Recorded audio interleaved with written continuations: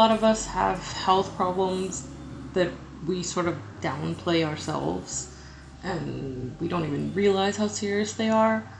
But if you have health problems and you know they're serious, don't deliberately downplay them in other people's lives. Tell them how bad it is, especially if it's terminal. I got two examples on my mind. One is my mom. She had cancer. Everybody knew that, but it seems like a lot of people didn't realize just how bad it was.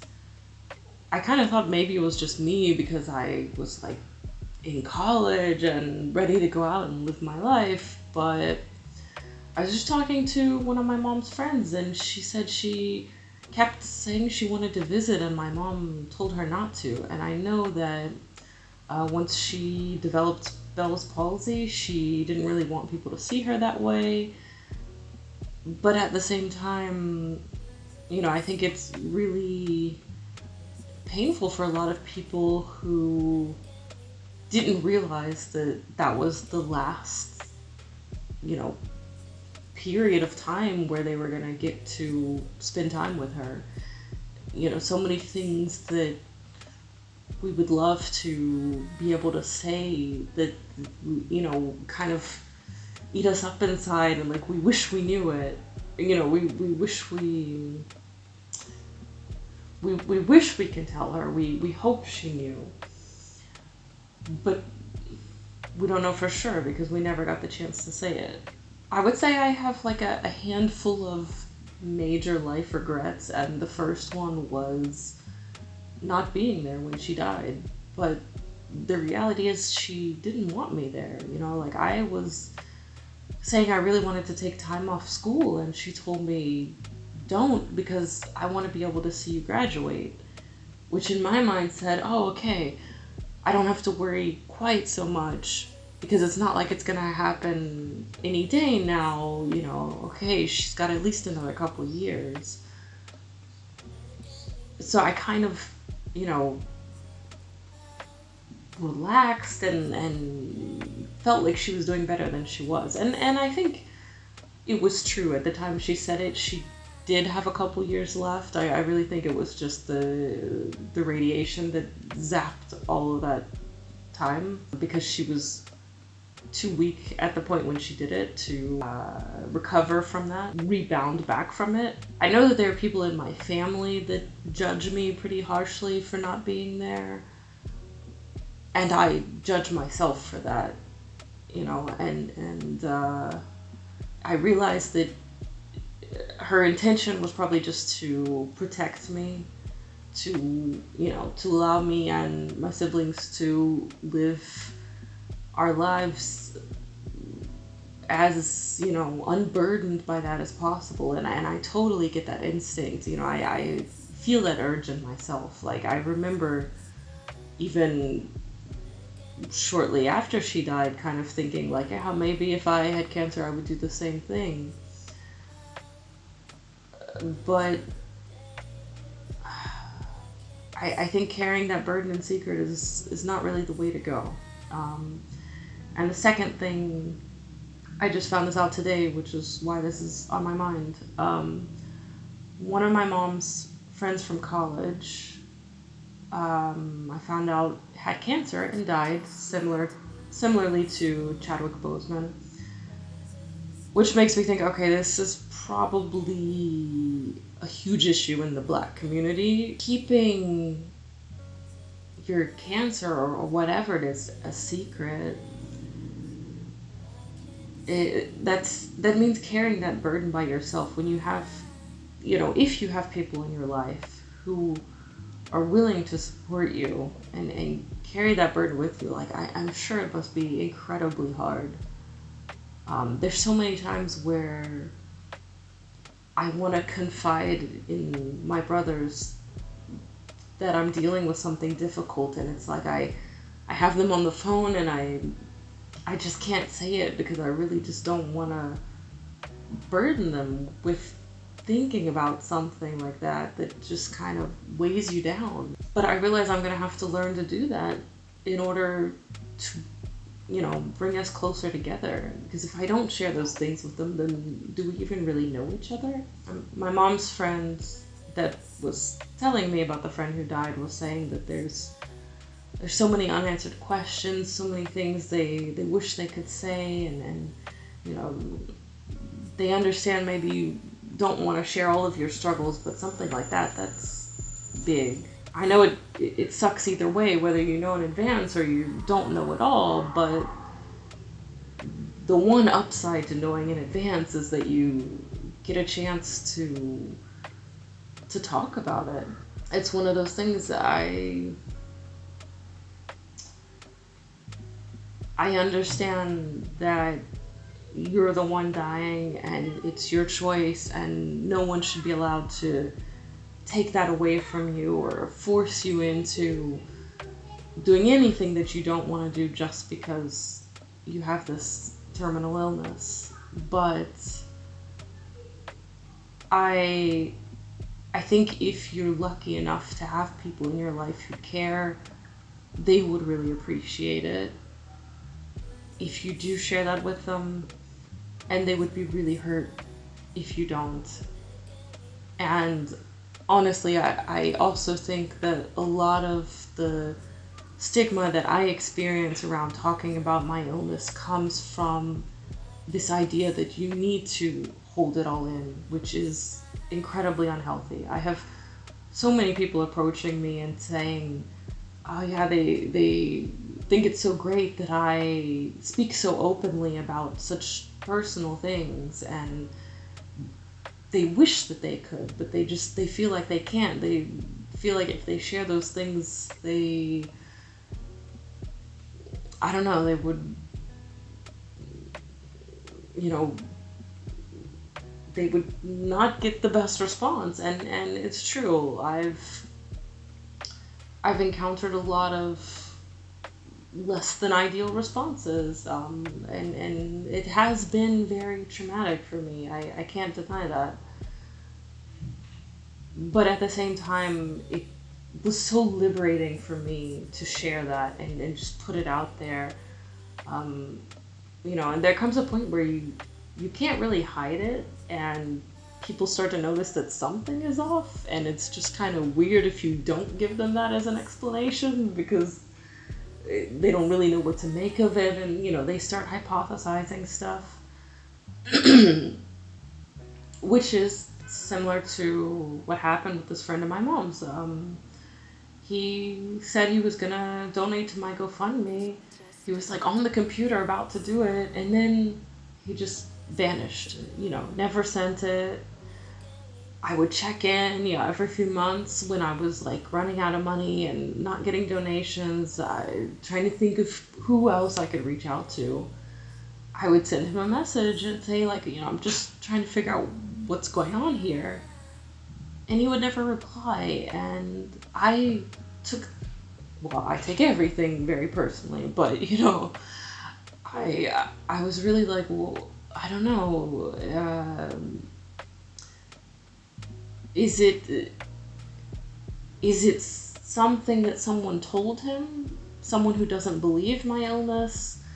Did he believe this lie about me? Is that why he's ignoring me? Because I was ghosted by a lot of people as soon as I started asking for help, and I thought, okay, maybe this is just one more example of that happening. But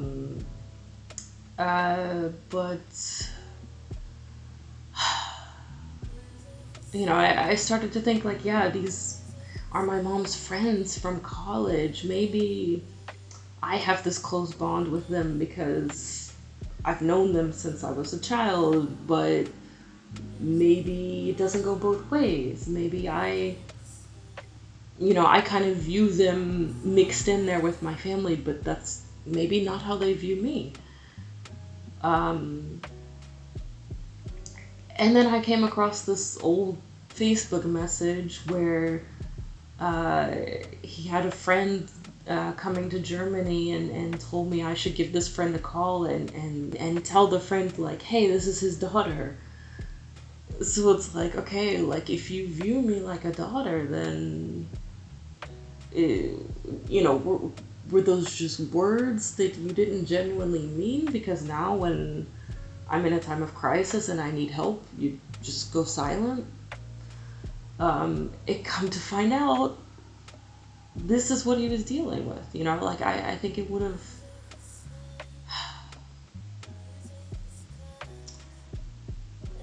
It would have saved me a lot of, you know, personal turmoil trying to figure this out. You know, but I also would have liked to have the chance to be supportive, and I realize that that is about me, but I mean the truth is that yeah, these are the people that are being left behind. We're the ones that are dealing with the aftermath. It's a tough situation. Like whenever I see movies where there's like the cancer patient who doesn't want treatment or they don't want to tell anyone, it's like it's filmed in a way that makes you think this is what they need to do, and you know, even if they need to be forced into it, it's for their own good. And I'm not trying to go in that direction with it. Like it's something traumatic that's happening to you, and that sucks. But it doesn't necessarily have to be traumatic for everyone else in your life. And I think letting those people in when it's something that serious, when it's something that's terminal, I like to hope and believe that the response would be a lot better than for an invisible chronic illness like mine, where I'm not yet at the severe stages where I need to worry about it, you know, shutting down my organs. Um, so it's not something I really think too much about. Uh, Actually, the leading cause of death for my illnesses is suicide, because it just doesn't kill you fast enough. Uh, Being stuck with all that pain for years on end is worse. And I mean, that's another thing where it's like,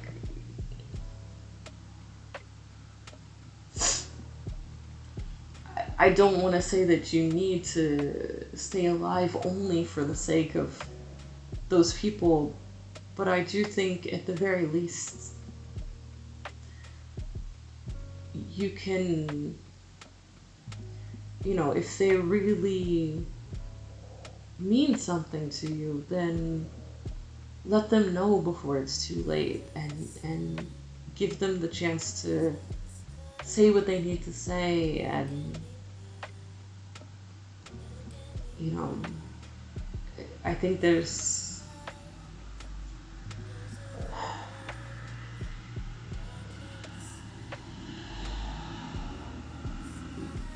something special about being able to discuss these things and process together, because then we're not left wondering how you would have responded.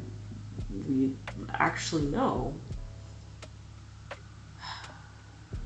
And I mean, I think even when you know that someone's gonna die soon, it's still hard to really understand just how soon it could happen. And you're inevitably gonna think of questions you wished you had asked once it's too late. But at the very least, you know, to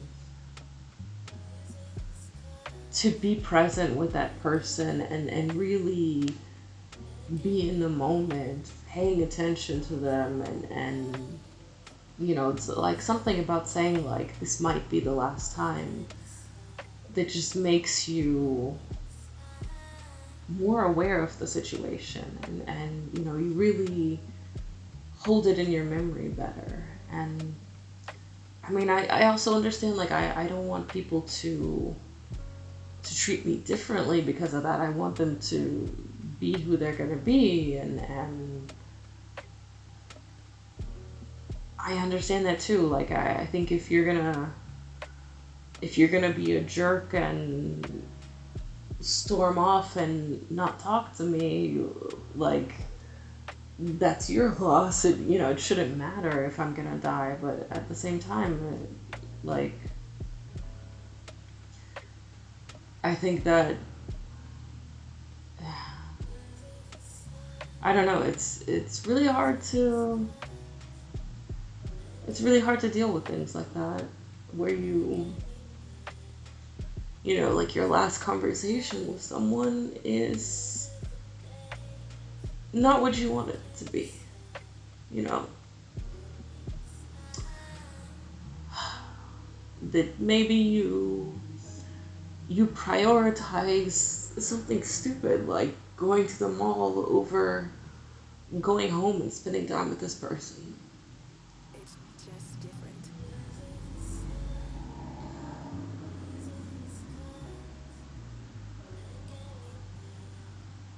I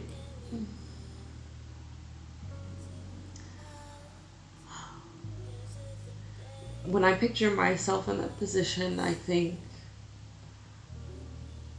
you know, yeah, you should just do whatever you're naturally gonna do, and be yourself and not use this to turn into a different person. But at the same time, like, I would really wish that uh, that I would have the opportunity to be there, to not be looking at my phone, to be having conversations and sharing stories and maybe even recording things, to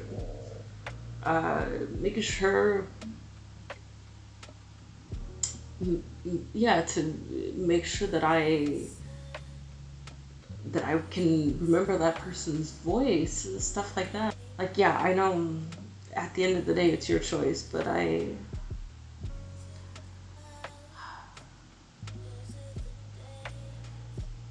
think, I don't know, maybe it's one of those things, like, you hear about a lot of people who attempt suicide, and right in those moments where they're about to die, they feel like, oh no, I don't really want to die, I want to live. And they're so relieved if they're rescued. And maybe that's how it is when you have a terminal illness. Like, in those final moments, like, you wish that you had told people, you wish that they were around you in that moment. You wish you could tell them so many things. And I guess I can't say, like, I can't say what's the right way. I can't say what you have to do. I know it's difficult either way, but I don't know. I guess at least you have this perspective of, you know, what it feels like after the fact, and I would hope that the people in your life who care about you feel the way I feel, and would say the same thing. And, I would hope that they would have a supportive reaction.